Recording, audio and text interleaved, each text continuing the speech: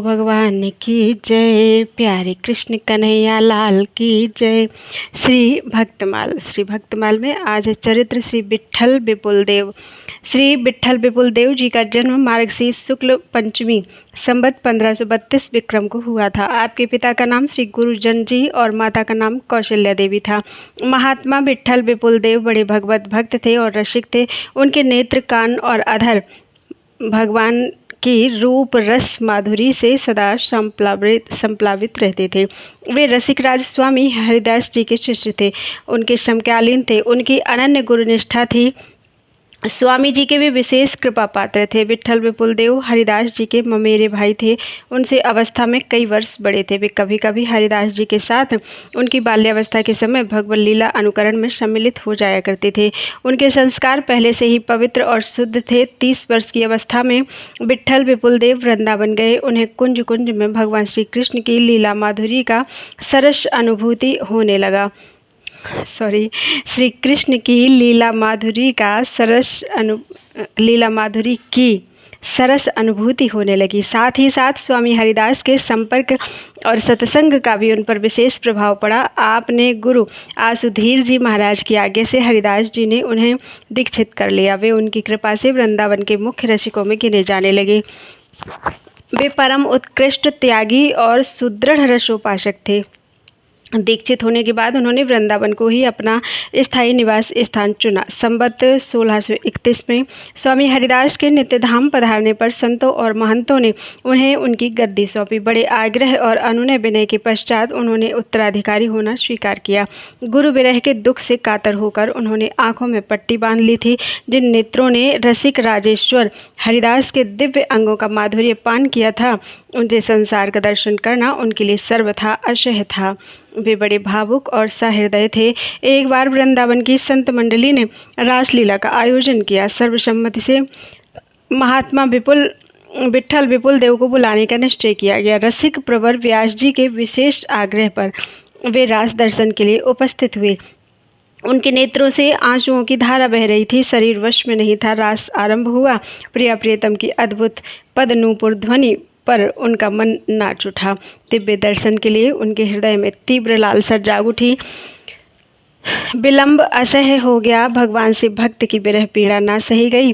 उनकी आलाधनी शक्ति रसमयी रास स्थित श्री रास रासेश्वरी ने कहा, मेरे दर्शन करो, मैं राधा हूँ। नित्य केली के साश्चर्य रस के स्मरण मात्र ने भावावेश में उन्हें दर्शन के लिए विवश किया। उन्होंने पट्टी हटा दी। नेत्रों ने रास रसिक शेखर नंद नंदन और राधा रानी का रूप देखा। वे खुले तो खुले ही रह गए, पट्टी अपने स्थान पर पड़ी रह गई। विट्ठल विपुल देव ने रासस्थ भगवान और उनकी भगवत्ता स्वरूपा साक्षात राधा रानी के दर्शन किए। उनके अधरों पर स्फुरण था, हे रासेश्वरी, तुम करुणा करके मुझे अपनी नित्य लीला में स्थान दो। अब मेरे प्राण संसार में नहीं रहना चाहते हैं, बस वे नित्य लीला में सदा के लिए सम्मिलित हो गए। उनकी रसोपासना ने पूर्ण सिद्धि अपनाई। वे भगवान के रास रस के सच्चे अधिकारी थे। रसिक संत और विरक्त महात्मा थे। भगवान ने उन्हें अपना लिया। कितना बड़ा सौभाग्य था उनका। श्री प्रियादास जी ने विट्ठल विपुल देव जी के नित्य लीला प्रवेश की घटना का वर्णन इस प्रकार किया है। स्वामी हरिदास जू के दास विट्ठल हैं, गुरु से वियोग दाह उपजो अपार है।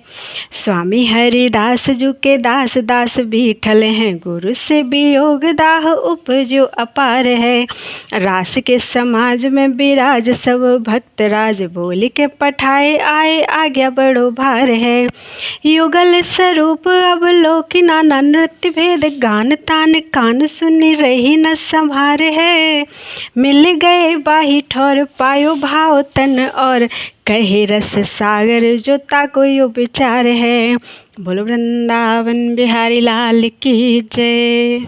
अगला चरित्र है श्री जगन्नाथ जी थानेश्वरी जी।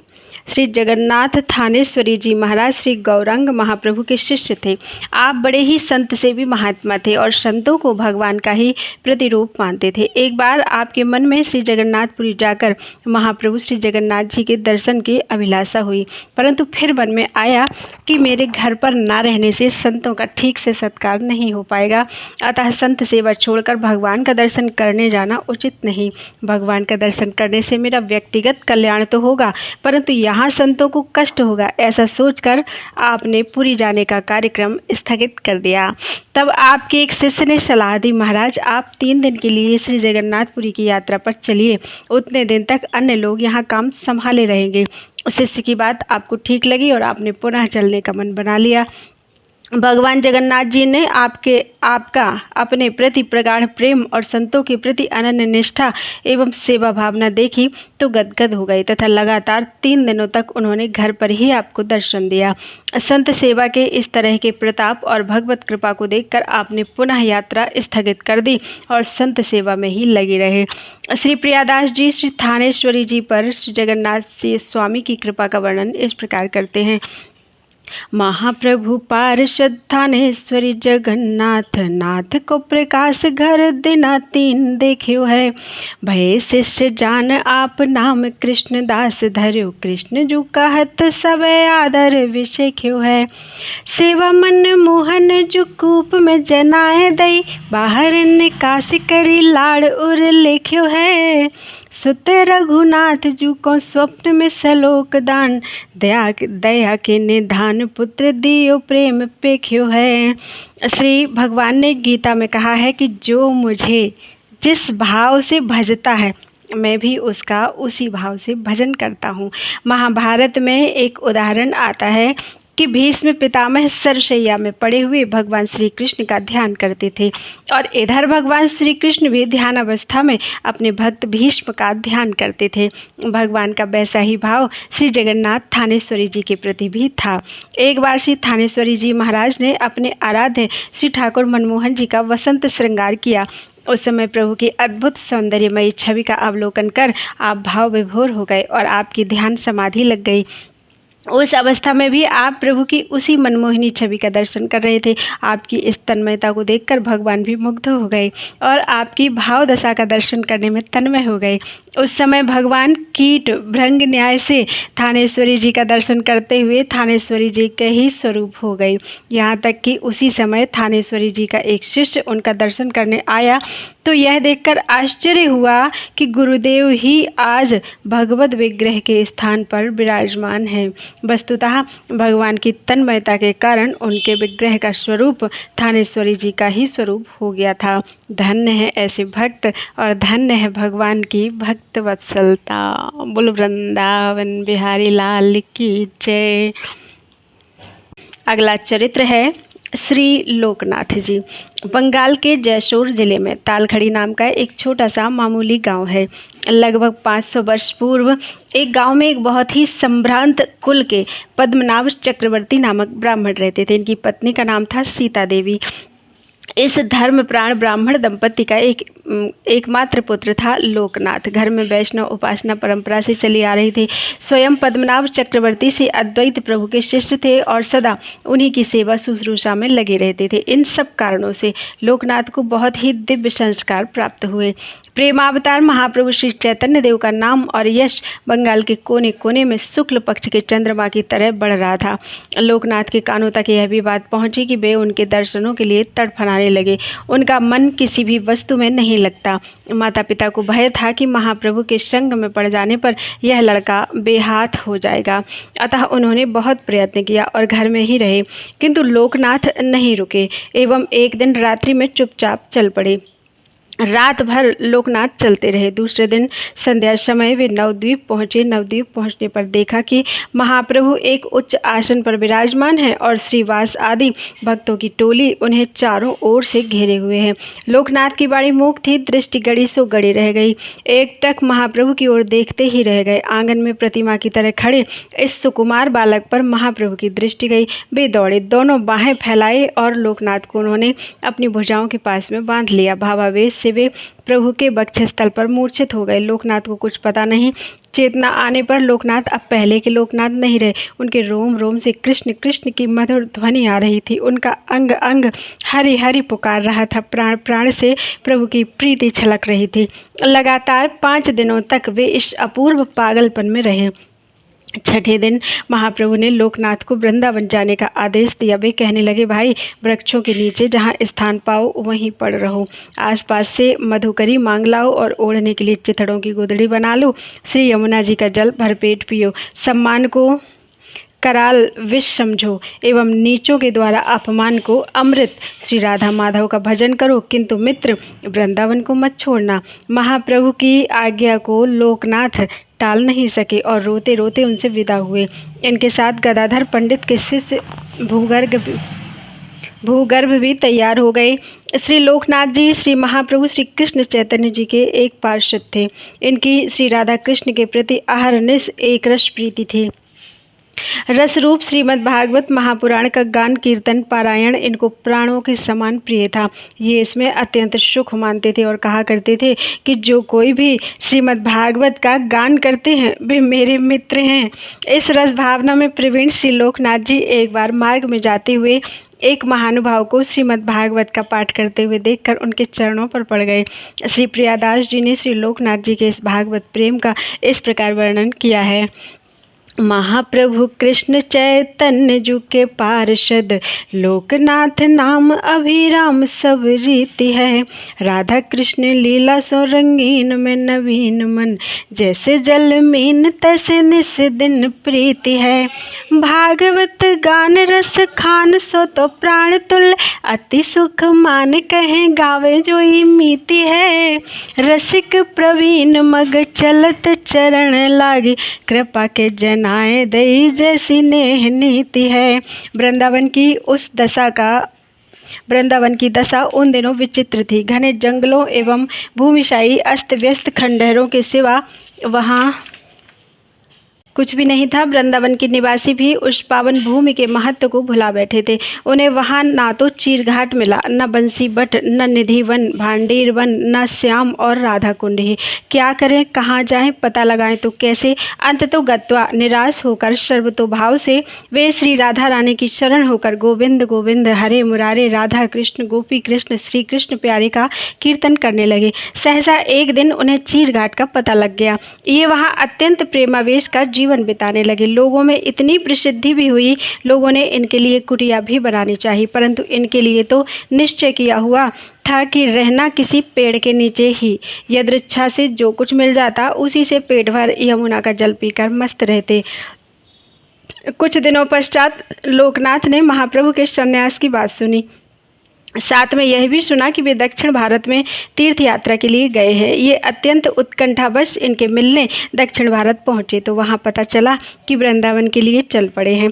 ये वृंदावन पहुँचे तो पुनः पता चला कि वे वृंदावन से पुरी के लिए चल पड़े हैं। लोकनाथ का हृदय बैठ गया, परंतु स्वप्न में श्री महाप्रभु ने इन्हें समझाया कि तुम निराश मत हो, मैं अब राह का भिखारी हूँ। तुम मुझे इस वेश में देखकर बहुत दुख पाते, इसीलिए मैं तुमसे नहीं मिला।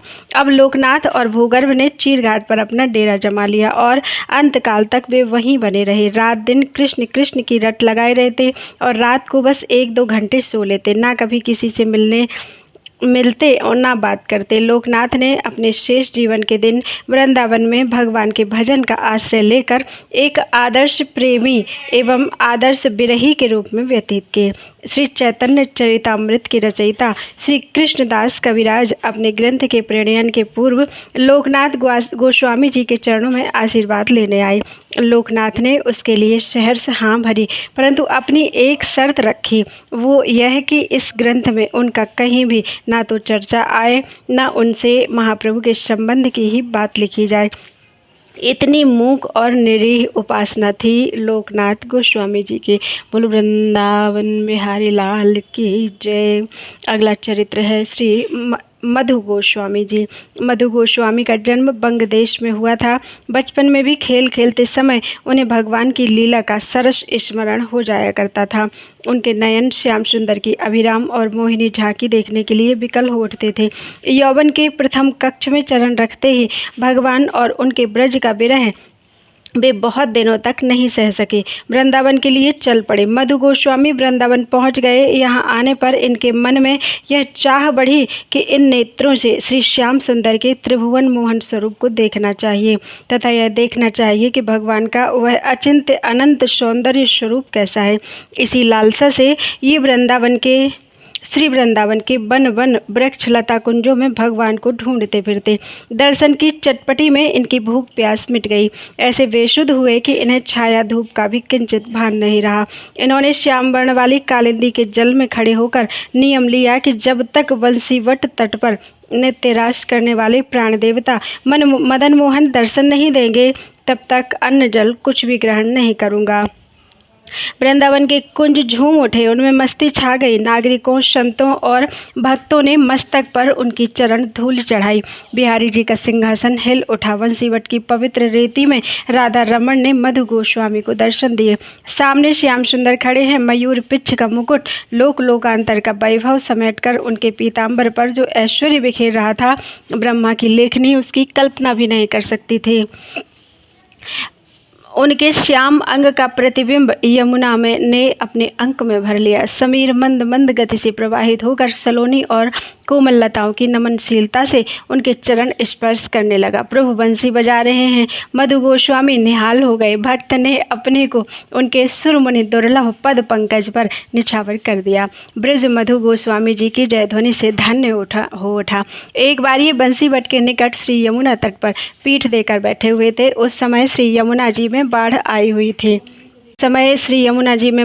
हुई थी। वे ऊपर चढ़ रही थी। उनका तीव्र वेग बड़े वेग से करारों को काट काट कर गिरा रहा था। उस समय इन्हें श्री बंसीवट के समीप अनूप रूप सिंधु श्री ठाकुर जी के दर्शन हुए। इन्होंने दौड़कर श्री ठाकुर जी को गोद में भर लिया। आज भी वे सिरमौर श्री ठाकुर जी गोपीनाथ जी के रूप में जयपुर में विराजमान हैं। बड़भागी जन आज भी उनका दर्शन कर कृतार्थ होते हैं। श्री प्रियादास जी ने श्री मधु गोस्वामी जी के वृंदावन प्रेम का इस प्रकार वर्णन किया है। श्री मधु गोसाई आए वृंदावन चाह बढ़ी, देखे इन नैनन सो के सोंधो स्वरूप है। ढूंढत फेरत बन बन कुंज लता द्रुम, मिट्टी भूख प्यास नहीं जाने छाह धूप है। जमुना चढ़त काट करत करारे, जहाँ बंसी बट तत डीठ परोसो अनूप है। अंक भर लिए दौर अजहू लो सिर मोर, चाहे भाग भाल साथ गोपीनाथ रूप है। बोलो वृंदावन बिहारी लाल की जय।